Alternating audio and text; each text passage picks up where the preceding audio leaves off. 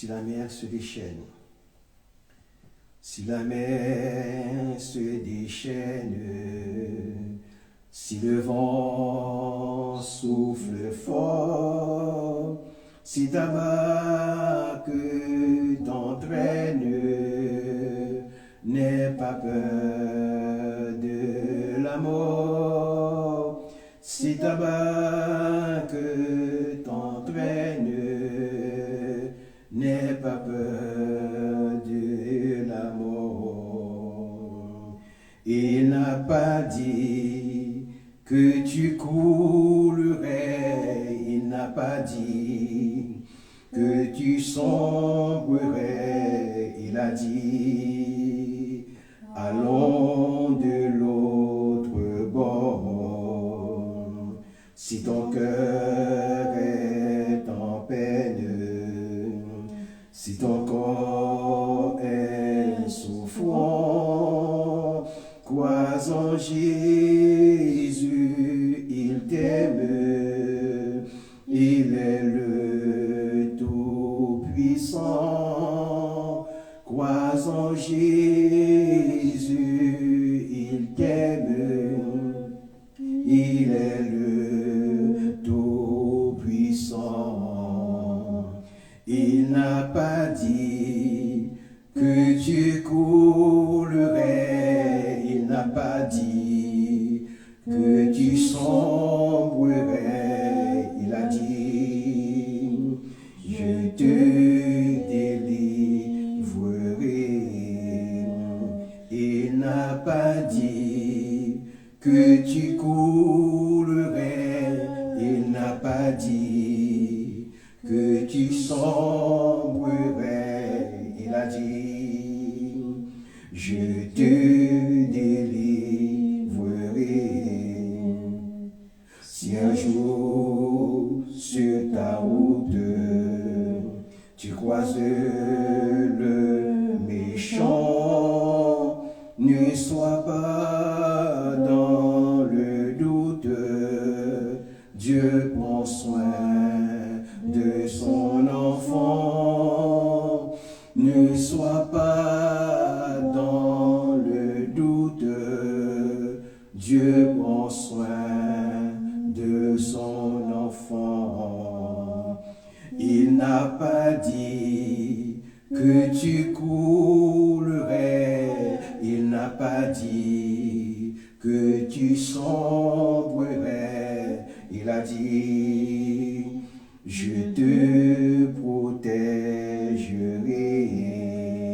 Il n'a pas dit que tu coulerais, il n'a pas dit que tu sombrerais, il a dit je te protégerai. Chers amis, bienvenue sur sur cette plateforme d'enseignement biblique.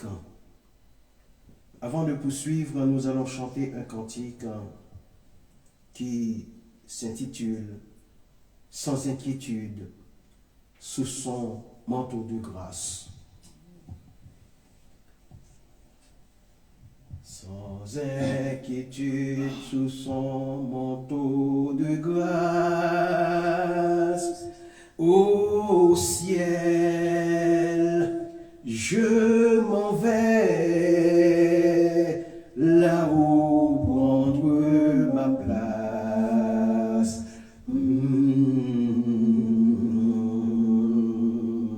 Inondé de l'amour de mon Sauveur, des vagues de fraîcheur déferlent en mon cœur.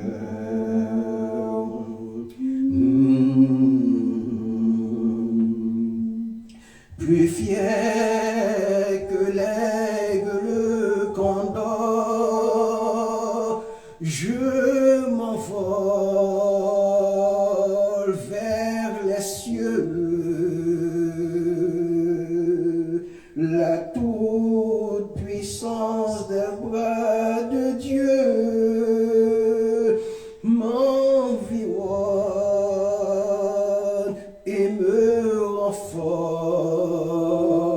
je suis plus que vainqueur.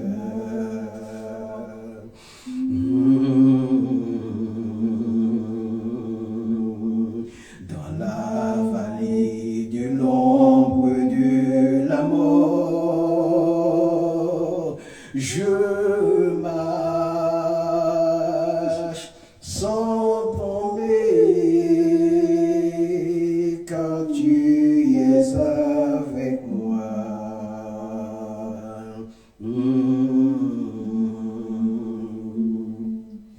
Les anges du ciel ne peuvent comprendre cette grâce infinie qui porte mon âme à crier Hosanna, Hosanna. Je suis plus que vainqueur.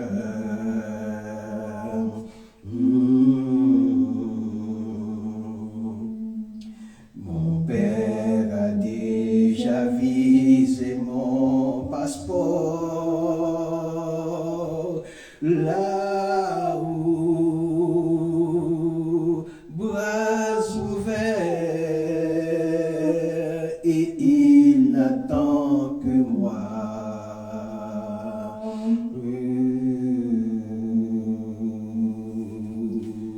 Les anges du ciel ne peuvent comprendre cette grâce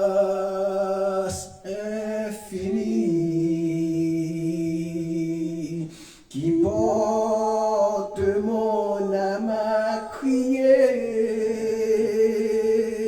Hosanna, Hosanna. Je suis plus que vainqueur.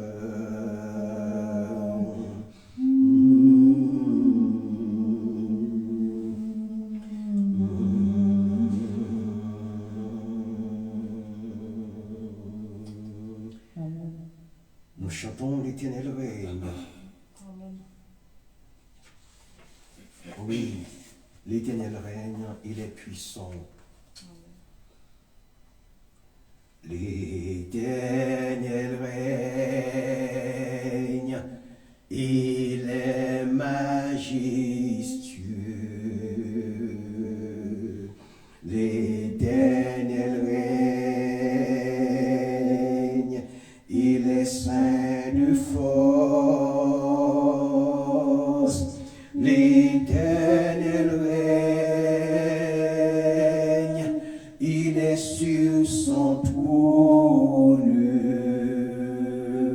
pour la durée des temps, pour la durée des temps. Dieu est puissant dans les lieux célestes. Ses témoignages sont véritables. La sainteté convient à sa maison pour la durée des temps, pour la durée des temps. Puissance et force sont dans son temple, devant sa face, tout est splendeur. Famille des peuples, rendez-lui gloire pour la durée des temps, pour la durée des temps,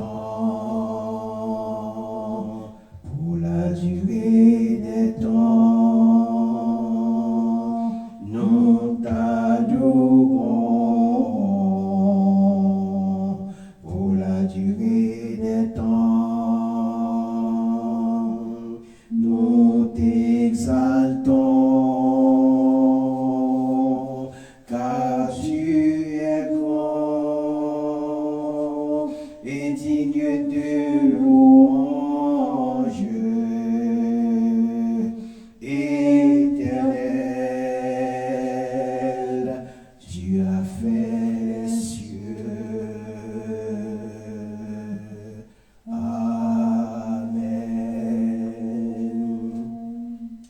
Avant de prononcer la parole de Dieu, nous allons chanter un dernier cantique, suivi d'une prière pour la gloire de Dieu. Jésus soit le temple. Jésus soit le centre. Jésus soit le centre, sois ma lumière, sois ma source, Jésus. Jésus, sois le centre, sois mon espoir, sois mon chant, Jésus. Sois le feu dans mon cœur, sois le vent dans mes voiles, sois la raison de ma vie, Jésus, Jésus. Jésus, sois ma vision, sois mon chemin, sois mon guide, Jésus. Jésus, sois le centre, sois ma lumière, sois ma source, Jésus. Sois le feu dans mon cœur, sois le vent dans mes voiles, sois la raison de ma vie, Jésus, Jésus, Jésus, Jésus. Éternel, notre Dieu Tout-Puissant, voici venu le moment où ta parole va être annoncée. Seigneur, nous te demandons de nous envoyer le Saint-Esprit pour nous guider. Seigneur, donne-moi de l'aisance, donne-moi de la capacité afin de pouvoir dispenser ta parole. Seigneur, je te bénis au nom de Jésus. Amen. Alléluia. Gloire à Jésus. Le thème de l'enseignement du jour porte sur les 70 semaines de Daniel, du prophète Daniel. Nous allons faire une lecture dans Daniel, chapitre 9, du verset 24 au verset 27.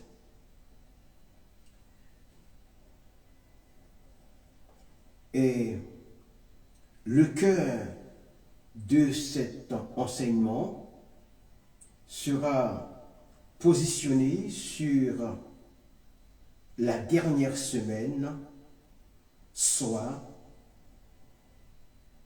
la 70e semaine. Amen. Nous commençons à partir du verset 23. lorsque tu as commencé à prier, et la parole est sortie, et je viens pour te l'annoncer, car tu es un bien-aimé. Sois attentif à la parole et comprends la vision. Verset 24. 70 semaines ont été fixées sur ton peuple et sur la ville sainte pour faire cesser les transgressions et mettre fin au péché, pour expier l'iniquité et amener la justice éternelle, pour sceller la vision et le prophète et pour rendre le Saint des saints. Verset 25.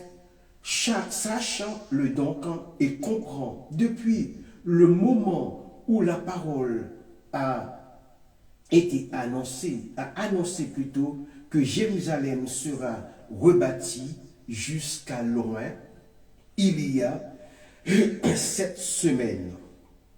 Il y a 7 semaines. Dans 62 semaines, les places et les fossés seront rétablis, mais en des temps fâcheux. Après les 62 semaines, un roi sera retranché et il n'aura pas de successeur. Le peuple d'un chef qui viendra détruira la ville et le sanctuaire, et sa fin arrivera comme par une inondation. Il est arrêté que les dévastations dureront jusqu'au terme de la guerre. Verset 27. Il fera une solide alliance avec plusieurs pour une semaine, et durant la moitié de la semaine, il fera cesser le sacrifice et l'offrande.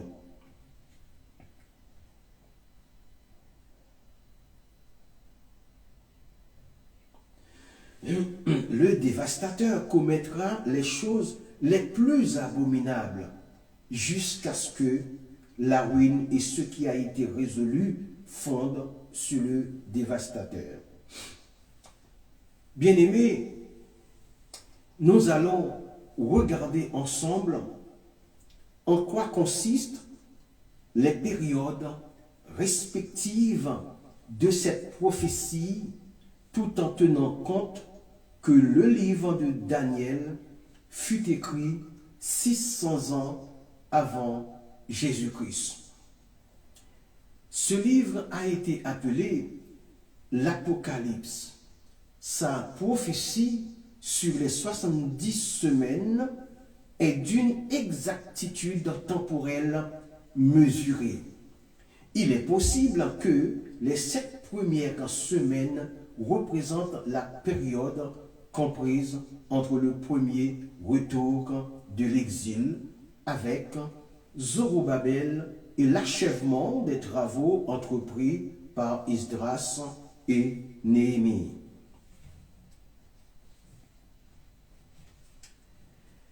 Et les 62 semaines, la période s'écoulant entre le moment de la fin des travaux et la première venue du Christ.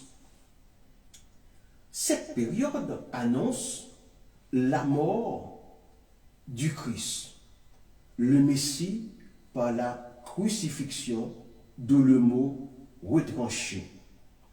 Selon Daniel chapitre 9 verset 24, les 70 semaines sont en rapport directement avec le peuple de l'époque de Daniel, en quelque sorte, ou en un mot, Israël et Jérusalem, la ville sainte. Dans cette prophétie, 2 princes sont nommés.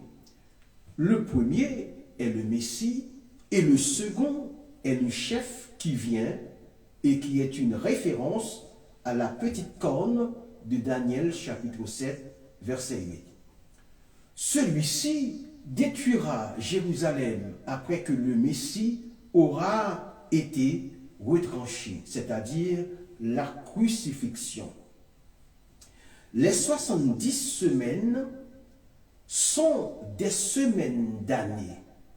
À l'époque de Daniel, ou plus précisément dans le passé en Israël, Toutes les 7e années sont appelées années sabbatiques.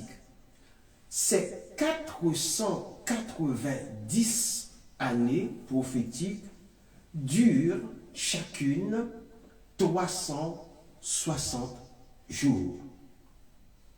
Les détails sont donnés par la 70e semaine, ou bien dans la 70e semaine. La semaine en question est divisée en deux moitiés. La deuxième moitié est appelée un temps, des temps, et la moitié d'un temps. Qu'est-ce que nous pouvons comprendre? Un temps est l'équivalent d'une année. 2 temps, l'équivalent de 2 ans. Et la moitié d'un temps est une période de 6 mois. Nous arrivons au verset 25 du chapitre 9 de Daniel. L'ordre de rebâtir Jérusalem et ses murailles marque le point de départ de cette prophétie dite 70 semaines. Selon Néhémie chapitre 2 verset 1er, qui d'ailleurs est le seul décret cité par l'Écriture à ce sujet particulier. En effet, 2 événements se sont produits pendant les 62 semaines qui ont suivi les 7 premières semaines. Premièrement, le Messie est retranché et il n'aura pas de successeur. Littéralement, personne pour lui et après lui. Deuxièmement, la ville et le sanctuaire sont à nouveau détruits. Cette fois-ci, par le peuple d'un chef qui viendra.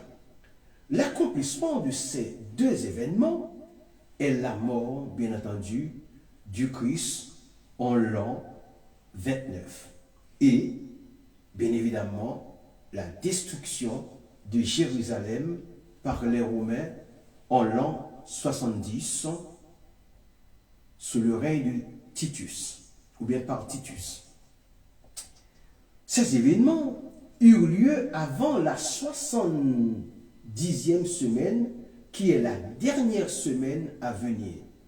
À venir selon le verset 27 de Daniel chapitre 9.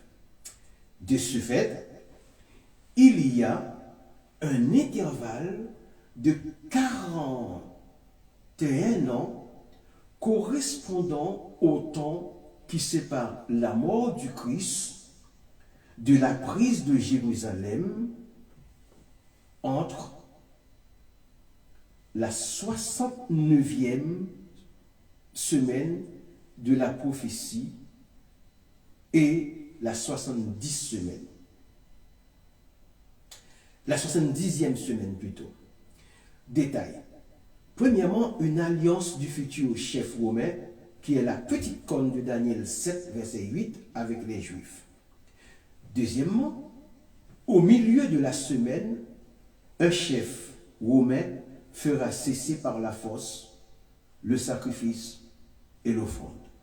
Troisièmement, il commettra des abominations qui conduisent à la profanation du sanctuaire. Quatrièmement, en même temps, il déclenchera une persécution contre les Juifs. Cinquièmement, à la fin de la 70e semaine, le dévastateur sera jugé et la justice éternelle s'instaurera selon le verset 24 de Daniel 9. Ce qui nous fait comprendre que cette semaine n'est pas encore accomplie.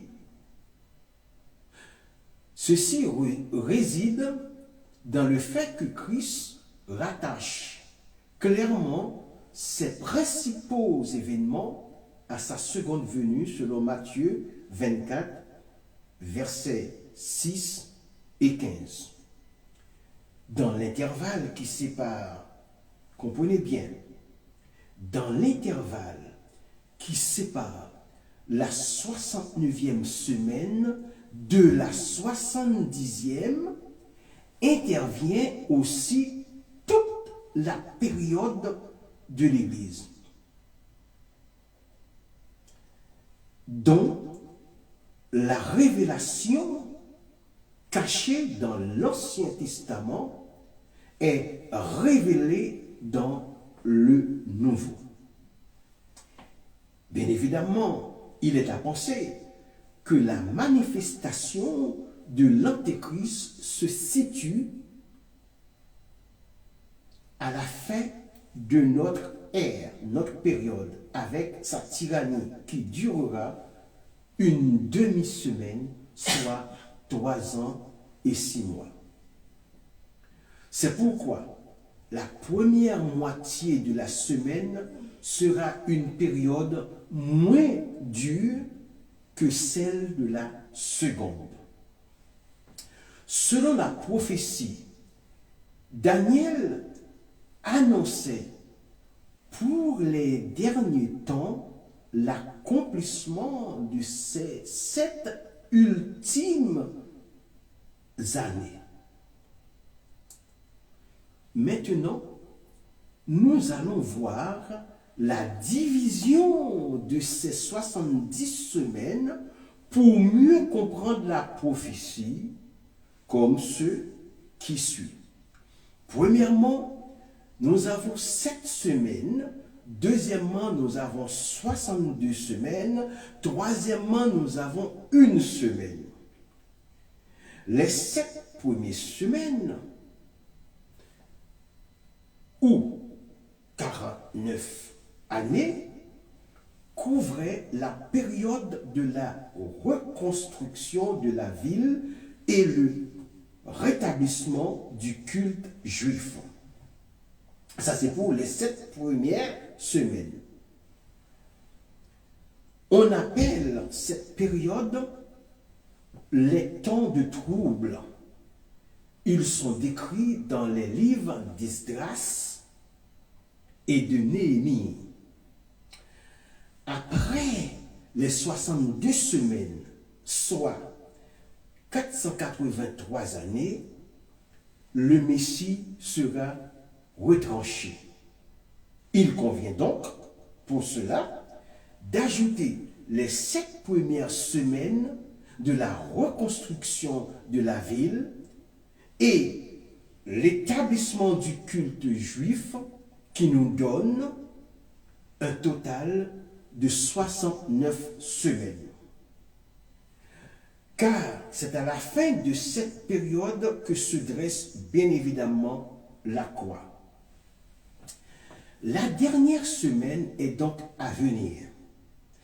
Elle est la période totale de la grande tribulation qui s'étend sur 7 ans. Son déroulement et ses caractéristiques sont vus à travers les pages de l'Apocalypse dans ce que l'on appelle la tribulation et la grande tribulation. Il existe un grand, comprenez bien ceci, il existe un grand intervalle entre la 69e et la 70e semaine. La dernière semaine s'appelle 70e semaine. Il existe un grand intervalle entre la 69e semaine et la 70e semaine ou la dernière semaine. Et cet intervalle, c'est notre période actuelle qui n'est pas mentionnée dans la prophétie de Daniel, sauf d'une manière indirecte. La fin du verset 26 de Daniel 9 résume brièvement cette période par la phrase qui suit. Il est arrêté que les dévastations dureront jusqu'au terme de la guerre. Donc, notre ère, c'est-à-dire période, notre ère chrétienne est ainsi comprise entre la fin du verset 26 et le début du verset 27 de Daniel chapitre 9. Revenons à la dernière semaine de la prophétie de Daniel 9. Cette dernière semaine s'appelle la grande tribulation. Elle est divisée en deux moitiés. La première moitié s'appelle la tribulation et la seconde, la grande tribulation. Je reprends. La première moitié s'appelle la tribulation et la seconde, la grande tribulation. La première moitié fut décrite par le Seigneur Jésus comme le commencement des douleurs, selon Matthieu chapitre 24, verset 28, bien entendu. En réalité, les 3 premières années et demie de la tribulation seront relativement calmes. Je parle là de la première moitié, qui s'appelle tribulation. Le Seigneur, quand Jésus décrit ces années dans Matthieu 24, versets 4 à 14. Mais c'est au milieu de la tribulation que les angoisses vont commencer. Car une image d'idole sera érigée dans le temple à Jérusalem et les hommes seront contraints de l'adorer. Et à la fin, tout refus fera l'objet d'un massacre à mort, selon Matthieu chapitre 24, verset 15. Mesdames et messieurs, les prophéties sont réelles. Ceci marquera le début de la grande tribulation. Ce sera une période de 3 ans et demi d'années de souffrance que le monde n'a jamais connue jusqu'à présent et ne connaîtra jamais.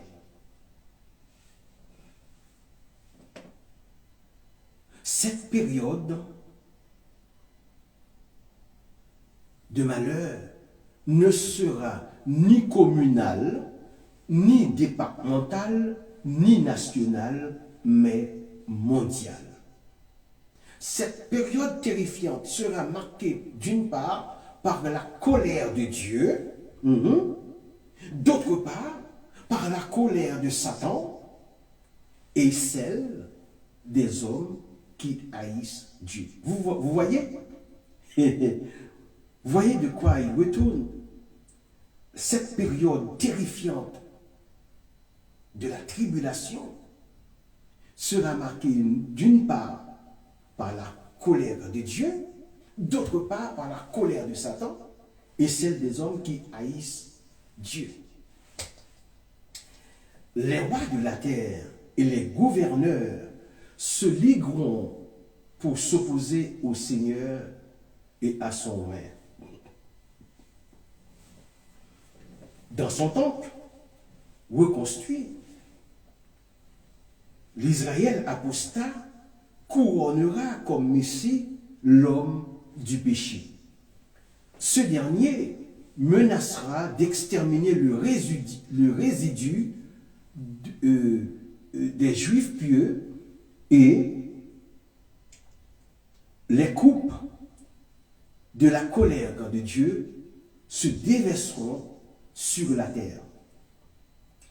Posons-nous cette question. Quel est le but de la grande tribulation? Quel est le but de la grande tribulation? En général, les épreuves sont à la fois une discipline et un enseignement. Mais la tribulation à venir est un châtiment.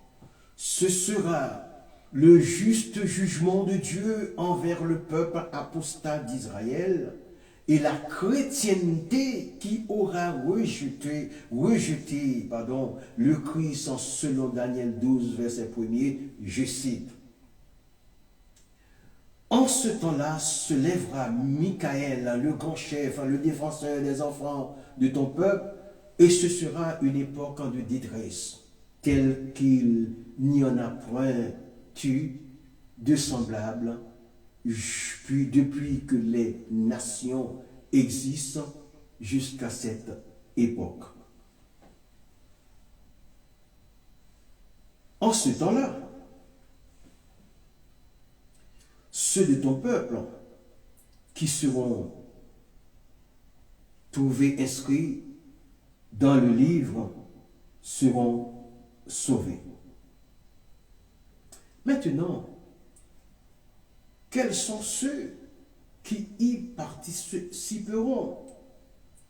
Puisque l'épouse de Jésus-Christ est l'objet non de la colère, mais de la grâce immuable de Dieu, elle ne pourra rien expérimenter de ce jour de douleur et de désespoir. Car ce jour de jugement ne diffère pas seulement de tous ceux qui l'ont précédé par son intensité, mais aussi par son caractère. Car Dieu ne nous a pas destinés à la colère, mais à l'acquisition du salut par le Seigneur Jésus-Christ qui est mort pour nous, afin que soit nous veillons, soit que nous dormions, nous vivions ensemble avec lui, selon 1 Thessaloniciens, chapitre 5, versets 9 et 10. Il semble que l'ère de l'Église n'est pas mentionné dans cette prophétie. La question est, pourquoi Daniel n'y a-t-il pas vu l'ère de l'Église? La réponse, c'est que avant la 70e et dernière semaine, l'Église n'est plus mentionnée comme étant sur la terre. Par conséquent, elle ne connaîtra pas les fléaux de la grande tribulation de la 70e semaine. Vous avez pu remarquer qu'il y a un intervalle entre la 69e et la 79e semaine. C'est un rappel. Cet intervalle est considéré comme l'ère de l'Église. Ceci explique pourquoi Daniel n'a pas vu cette période. Cet intervalle se poursuit, mais il est de plus en plus évident qu'il pourrait bientôt toucher à sa fin. La 70e semaine est à l'horizon et nous nous dirigeons tout droit vers elle. Les détails de la prophétie des 69 semaines sont donnés. Maintenant, ceux de la 70e et la dernière semaine. Cette dernière semaine est une période de 7 ans durant laquelle la terre connaîtra des douleurs qu'elle n'a jamais connues. Cette semaine de 7 ans est divisée en 2 moitiés de 3 ans et demi. En voici les détails. En titre,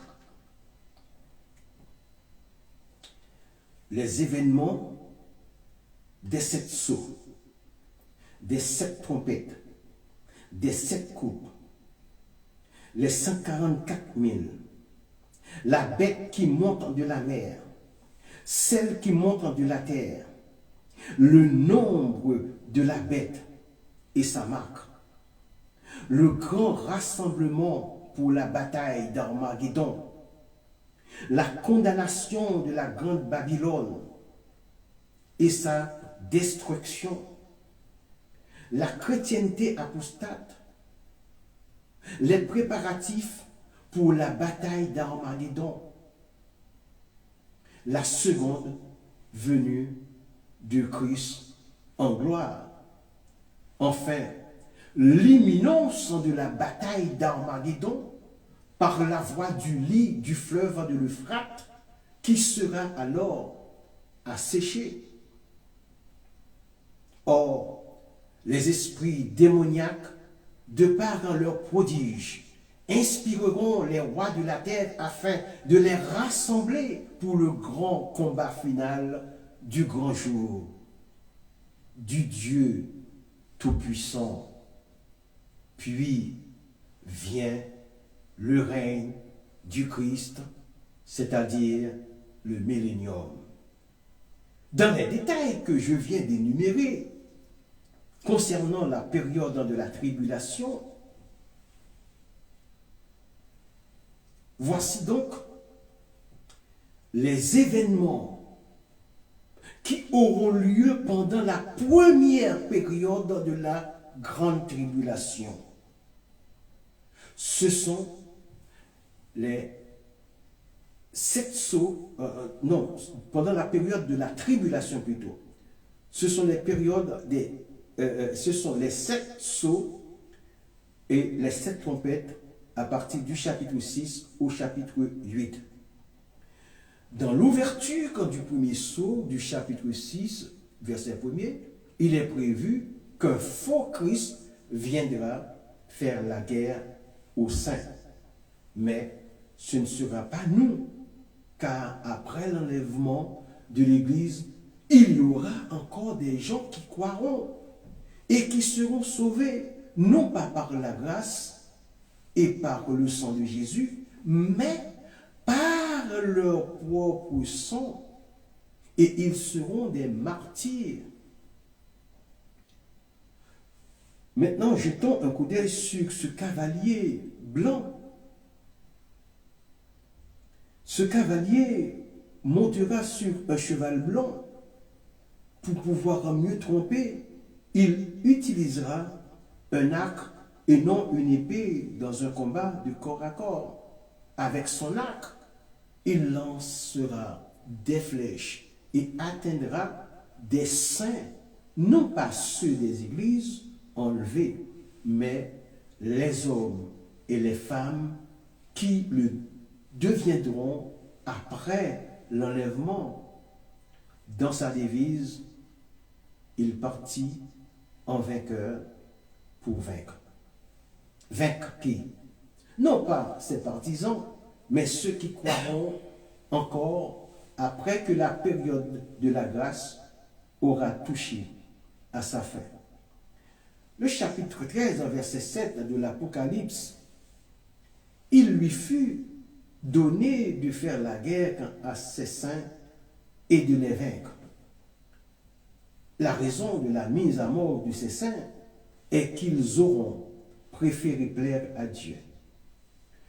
Je vous rappelle encore une fois qu'ils ne seront plus sous la grâce, auquel cas le sang de Jésus les aurait sauvés. Mais ils seront soumis à leur propre initiative de choix de leur dernier recours pour la vie éternelle. Maintenant, voyons le cavalier ou de l'Apocalypse 13. Non, bon, j'en passe. Le cavalier du cheval roux, dégagé du second sceau, du chapitre 6 plutôt, enlèvera la paix sur la terre. Les hommes et les femmes ne dormiront pas en paix. Ils se réveilleront à plusieurs reprises en sursaut pendant la nuit. Même à table, ils seront aux aguets, c'est-à-dire sur leur garde. En ce qui concerne maintenant le cavalier du 3e cheval de couleur noire à l'ouverture du 3e sceau, nous pouvons dire qu'il viendra installer l'inflation sur la terre. Nous voyons déjà que dans certains pays et dans certaines villes, consommer de la nourriture saine est un privilège des gens aisés. Selon Matthieu 20, verset 2, un denier était le salaire journalier d'un ouvrier. Alors, une mesure de blé pour une personne correspondra au salaire de toute une journée de travail. Mes amis, le temps sera dur. 3 mesures d'orge pour un denier. Cette nourriture fait référence à une farine de basse qualité, vraisemblablement une nourriture pour les pauvres. En ce temps-là, les grains ou la farine d'orge seront plus consommés parce que les pauvres se tourneront vers les aliments les moins chers pour nourrir leur famille. En un mot, le blé ne sera pas à la portée des pauvres, mais des riches. Et l'huile en question, étant un élément qui accompagne la cuisson, ne sera pas concernée parce qu'elle sera de moins d'importance contre la faim. Si on s'appuie sur le fait qu'on ne pourra pas la boire à satiété pour réduire sa faim. Cher ami, pour éviter la destination de la grande tribulation, c'est maintenant qu'il faut se mettre en règle.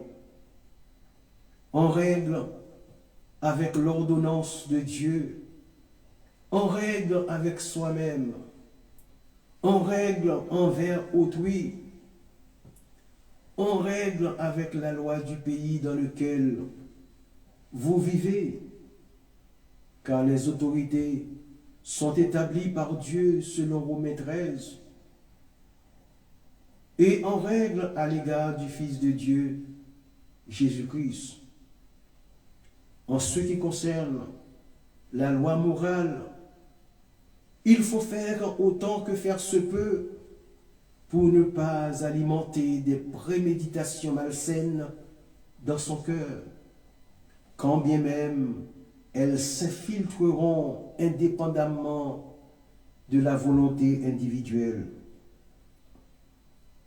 Il est aussi dit qu'aucune tentation ne vous est survenue qui n'ait été humaine, et Dieu qui est fidèle ne permettra pas que vous soyez tentés au-delà de vos forces, mais avec la tentation, il préparera aussi un moyen d'en sortir afin que vous puissiez la supporter, selon 1 Corinthiens chapitre 10 en verset 13. Que chacun de vous puisse en tirer une part spirituelle pour lui-même. Que chacun de vous sache que rien ne doit le priver de l'amour de Dieu.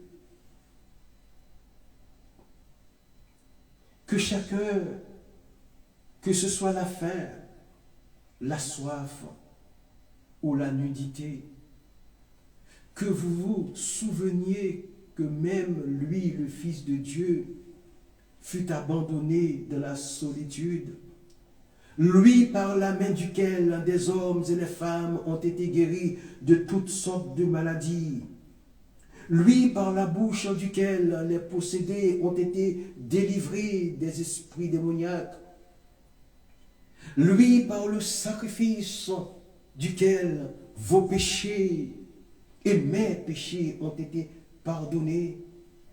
Le voici qui gravit les monts de Golgotha, seul portant sur ses épaules le poids du péché, en subissant un supplice qui fut le plus vieil adage en romain d'alors. Pourquoi?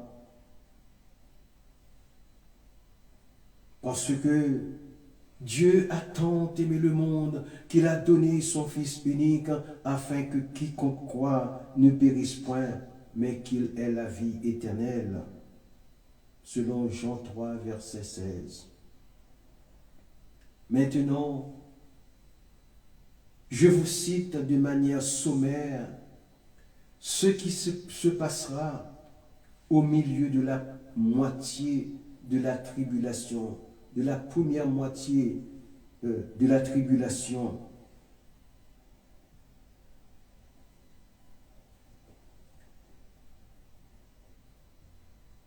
C'est donc plus détaillé dans mon livre que vous trouverez sur tous les sites d'Amazon.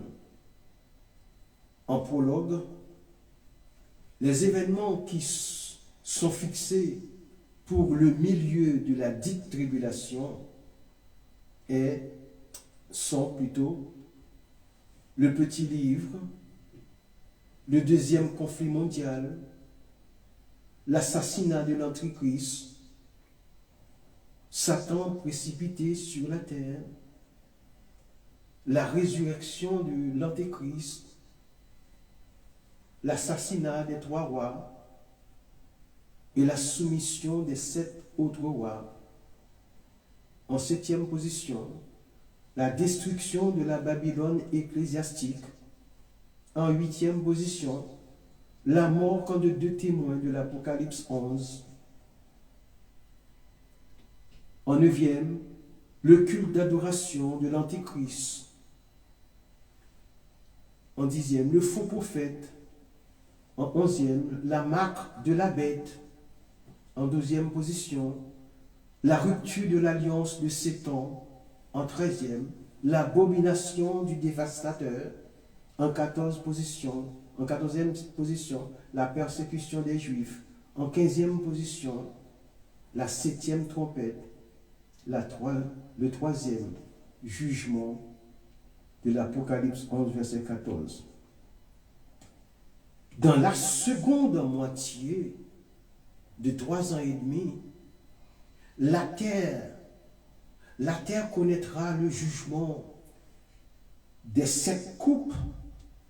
Oui, faisons un petit récapitulatif. Dans les 3 premières années et demie, c'est-à-dire la tribulation, vous avez les événements des 7 sceaux et des 7 trompettes. Maintenant, dans la seconde, nous avons les jugements des 7 coupes. Dans la seconde moitié. Les jugements des 7 coupes qui débuteront en Apocalypse 15, verset 1er, pour se finir en Apocalypse 16, verset 17. Je vous rappelle que déjà, nous voyons que la dernière des 70 semaines de Daniel est à l'horizon. Elle est en train de s'approcher avec des signes précurseurs. Chers amis, de la même manière que quand vous regardez le ciel, vous savez qu'il va pleuvoir. C'est de la même manière que l'on sait que le temps de la fin est proche. Alors, il est temps de se conformer en acceptant celui que Dieu nous a donné comme Rédempteur, Jésus. Aucun péché n'est trop grand pour qu'il vous pardonne, pour qu'il vous le pardonne. Ésaïe le prophète nous dit, au 18e verset de son premier chapitre, je cite, « Venez, venez et plaidons, dit l'Éternel. Si vos péchés sont comme le cramoisi, ils deviendront blancs comme la neige. S'ils sont rouges comme la pourpre, ils deviendront comme la laine. » Si le prophète l'a dit, Dieu le fera. Rien n'est impossible à Dieu, sauf une chose. Il est impossible que Dieu mente, selon Hébreux chapitre 6, verset 18. Jésus aime et sauve sans acceptation de personne. Amen. Seigneur éternel, Dieu Tout-Puissant, ton serviteur qui vient de prononcer ta parole, je te demande, Père, de bénir quand celles et ceux qui l'ont écouté et de protéger ceux et celles qui l'écouteront un peu plus tard. Seigneur, comme Dieu Tout-Puissant, nous te demandons par cet enseignement de toucher les âmes, afin qu'elles viennent à toi, Seigneur grand Dieu, par le précieux sang de Jésus, par le sacrifice expiatoire et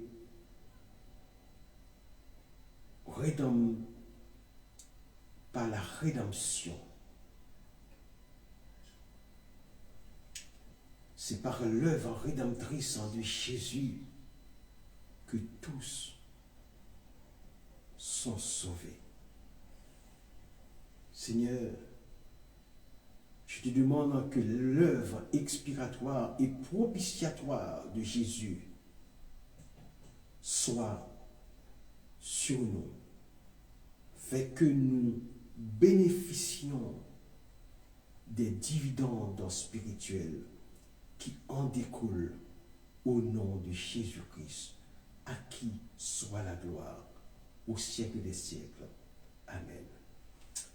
Au revoir et à dimanche prochain.